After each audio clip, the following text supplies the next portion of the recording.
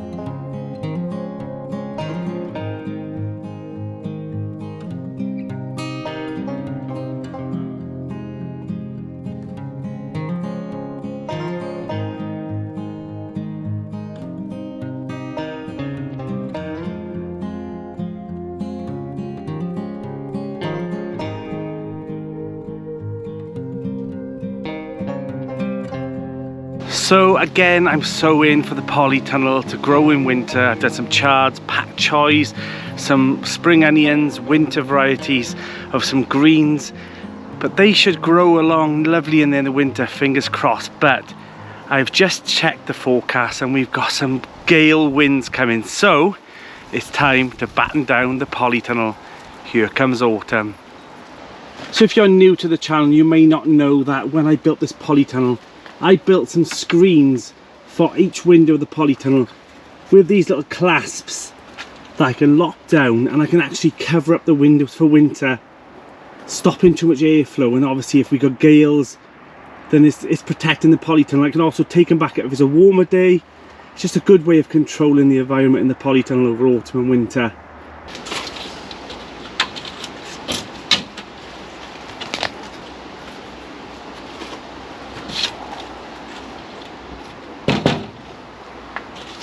So as you can see, all the windows now are sealed up, and it will keep the heat in this polytunnel a bit better now. I mean, it's not airtight, you don't want that, you do want some airflow, but it stops the wind from ripping through this polytunnel and damaging it. So another job done.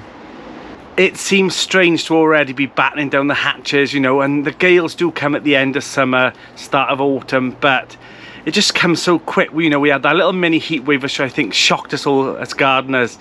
But do not be caught out. Shut your greenhouses, close up your polytunnels, because winds are on their way.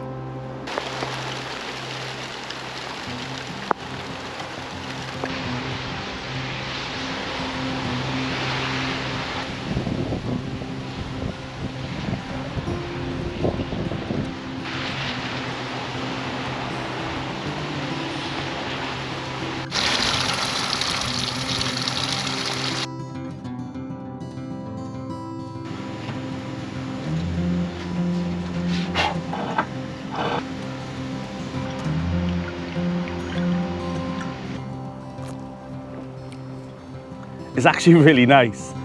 That is actually quite sweet. It's got a nice taste to it. I'm actually really pleased. So good news is that these vines are staying in for next year. So like I said, polytunnel's all battened down. I've sown my seeds, but I also found my giant spinach, which I ordered. I found it now. You know what it's like, you put a seed packet down, it's gone for months. So I found that. I'm going to sow that now, so I got some nice spinach hopefully through autumn. And don't think now, if you've got a polytunnel greenhouse or even outside a little bit, you can still be growing things now just for a few months, but if you've got a polytunnel or greenhouse, use that space wisely. Make sure that, you know, you just use it. Don't use it as dead space. You know, you can put the beds to rest if you want, but my advice would be use that space, you know, keep that soil alive and keep watering it and just looking after it. So the garden now is slowly dying down. I mean, it is dying down. We also had some damage already. The winds have slowed down a little bit, but look, the winds are going to be worse, but we've also already lost my obelisk here. So those beans will have to be taken off, and yeah, they'll just dry out themselves, and hopefully we can save some more for next year. But if not, I've saved enough. So the sun is setting, but I am walking around making plans and already decided that a lot of this is going to be ripped out and compost now. The polytunnel, I have taken tomatoes after tomatoes. I've got a few vines that I've still got quite a few tomatoes that are turning red, but a lot of them now have got very small tomatoes on, or the vines have nothing on them at all. So there is no point keeping them in. I'm going to rip them out, and I've got such a good idea for this polytunnel for autumn and winter. So stay tuned for next week for that video. I'm really looking forward to just getting this organised, mulching all the beds, bringing the staging back in, which I've actually custom made for each bed. You'll see anyway, because the staging is from First Tunnels, and each staging fits perfectly on each of the areas and allocated, so you can move them around and you can use them for work surfaces through the autumn and winter. So this polytunnel will, just like last year, will be the workshop for the plots. Now, I've been wondering what all this is on the pumpkin, and I've recently found out that pumpkins, the white ones, should be covered at all times. So lesson learned for next year, that when I took all the foliage off, on the orange ones, that's fine, but the white ones, it's better to keep them covered, and then they don't tend to get this sort of speckled stuff on it. So yeah, lesson learned. This pumpkin into here, God, look at it already. It's doubled in size again. So I think this one will be okay. I think we're looking good there. So speaking of getting things ready, make sure now you're ordering in your garlic or purchase it from store or from a garden centre. Make sure you got that, because in the next couple of weeks, we're going to be planting garlic, and then we'll have an amazing crop. Just like this year, I'll show you again how we planted garlic. But so don't be leaving that either. Don't think, oh, I'll get it later on. Get it now, because later on will be too late, and then you'll lose all the best bulbs and you'll end up with the rubbish stuff. So get yourself some garlic now.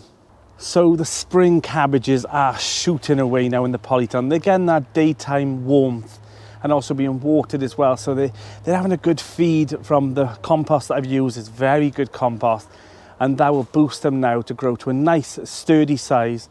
And then I'll plant them out all through the polytunnel, and hopefully we'll have some nice spring cabbages next year. I've also been looking at tulips to put in the garden, and yes, I want a nice massive flush of colour of tulips next year. I had a beautiful array of flowers, if you remember, at the start of spring, but next year I want it 10 times better. It was really nice to use the actual nature cam, not just for nighttime. It was nice that I had a little look on there, and there was actually a little robin that flew down right in front of the camera, and he was having a little forage around.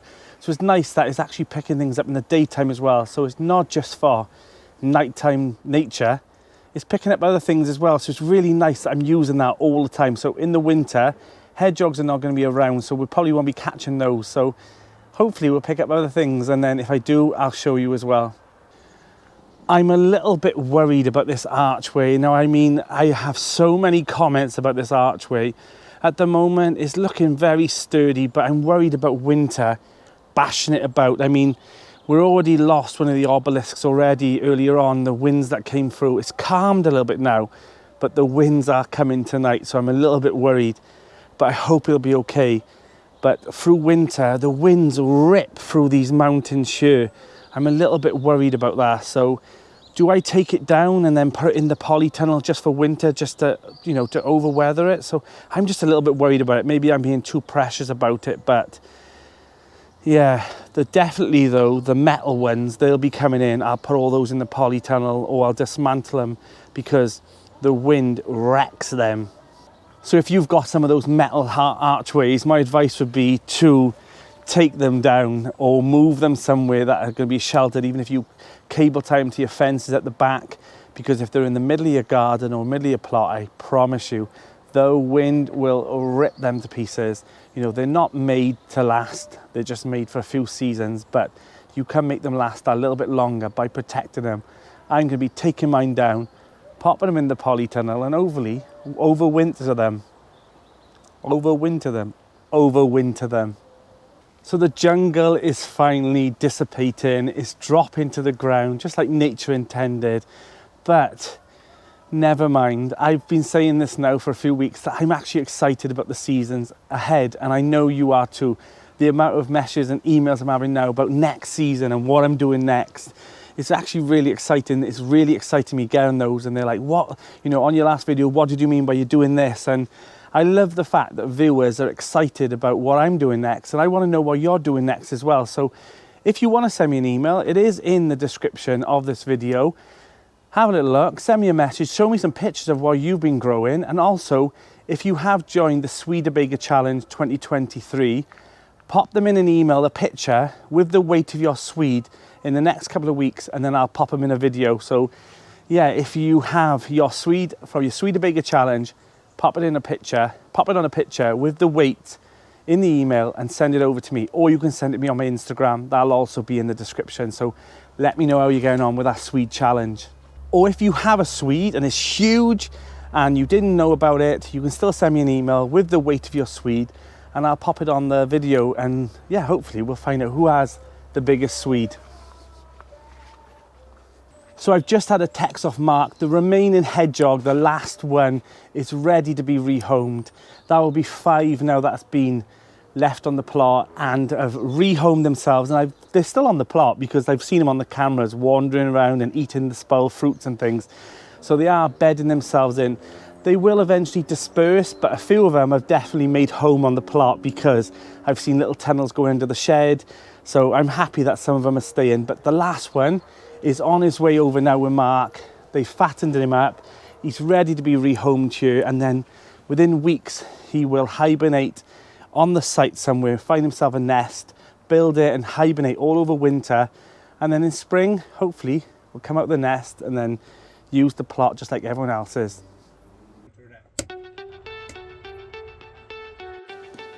Here he is, the hedgehog man. So should we put him by here? Should we get him out first to have a look at him, Matt? He's warm, mine. Oh God, he's a spiky one. You say? That's the plan, just get your hands. Well, how about you get him out, right? Or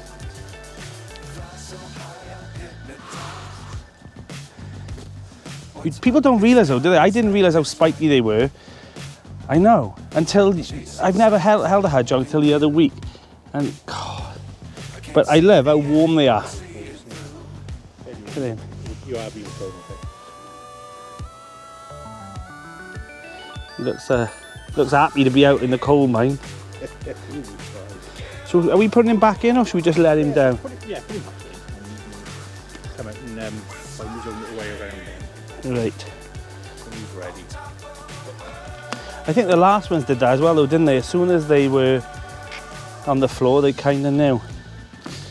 I think we'll put him by here, and then he can have a little roam then. Roam around.